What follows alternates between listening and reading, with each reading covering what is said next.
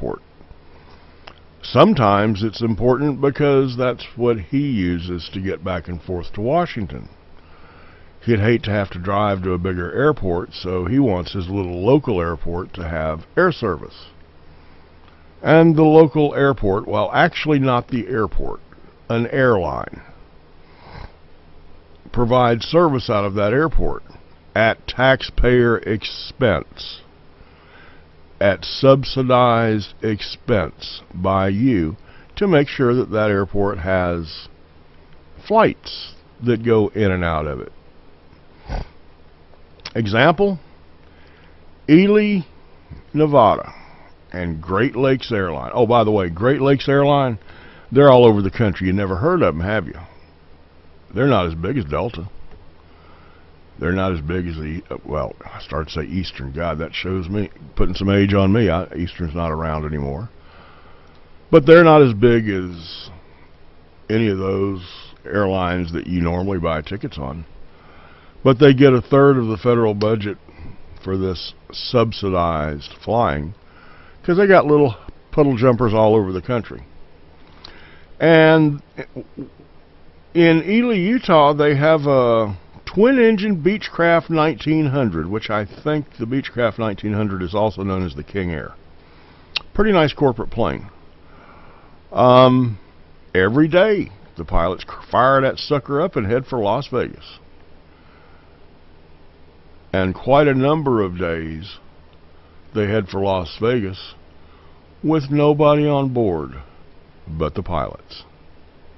Now, the reason they do that is because if they don't make the flight, the federal government won't pay them for it.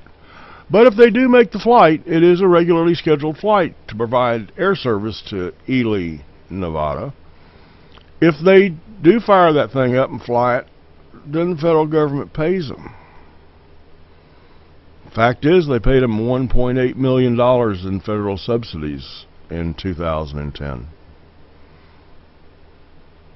How many passengers did they fly in 2010? How many passengers got to fly from Ely, Nevada to Las Vegas, Nevada in 2010 at a subsidized amount of $1.8 million? 277. 277 people flew from Ely, Nevada to Las Vegas, Nevada on Great Lakes Airlines. They paid an average of somewhere between $70 and $90 for a one-way ticket. How much did you pay for their one-way ticket? $4,107. Yeah. You spent $4,000 to fly people back and forth from Ely to Las Vegas.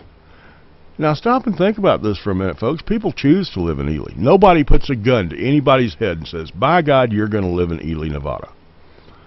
You make the choice to live there. If you were born there, you make the choice not to leave. But because you make that choice, we have to pay, the rest of us collectively have to pay for you to fly if you want to fly out of Ely. Get in your damn car and drive.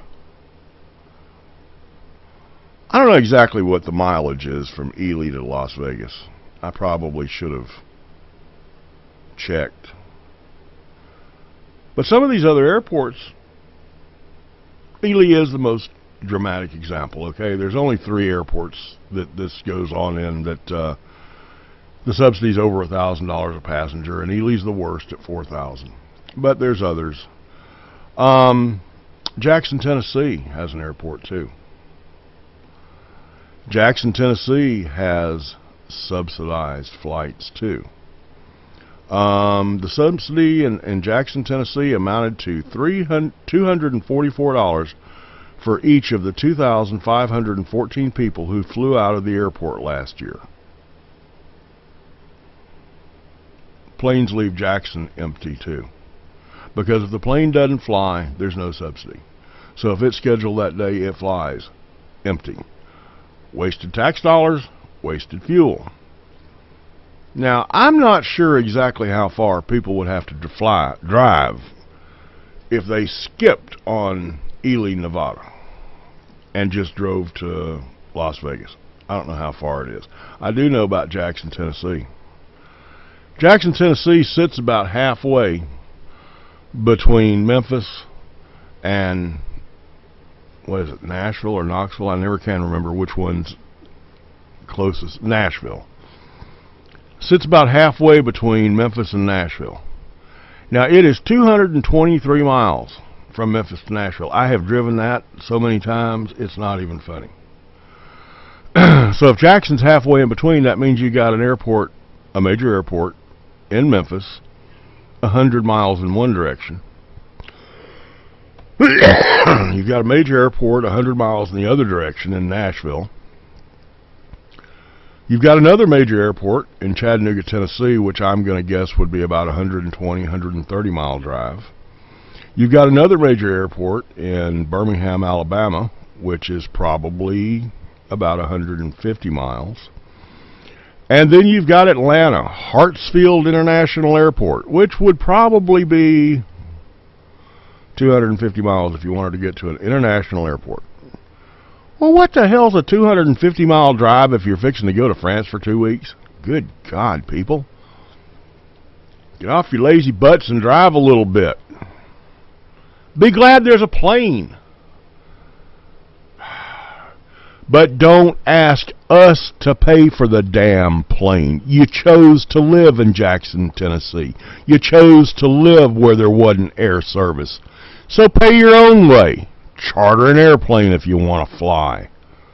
Don't ask the rest of the country to pay for your choice to live where there isn't an airport that has passenger service. Now on my show notes here, I've got a bunch more. Oh God, the EAS, RAS. I wish I'd gotten what it was called. It's somewhere in here. Something air service. Anyway, it's not a whole lot of money, people. Our problem in Washington isn't a whole lot of money. I mean, yeah, it is. The results are a whole lot of money, but the problem is not a whole lot of money. The problem is people that we've put in Washington who will spend it to buy votes, who will spend it unconstitutionally and think nothing of it. That's the problem. It's not the amount of each program. I'm pissed off at my representative right now for spending about $10,000. It isn't that $10,000 is a big deal. It's that he pissed away $10,000 that the Constitution didn't say he should be able to. You know what that is? Anybody, any group, now he won't give it to one person because one person won't get him elected, but any group here in Georgia's 9th District, like a church,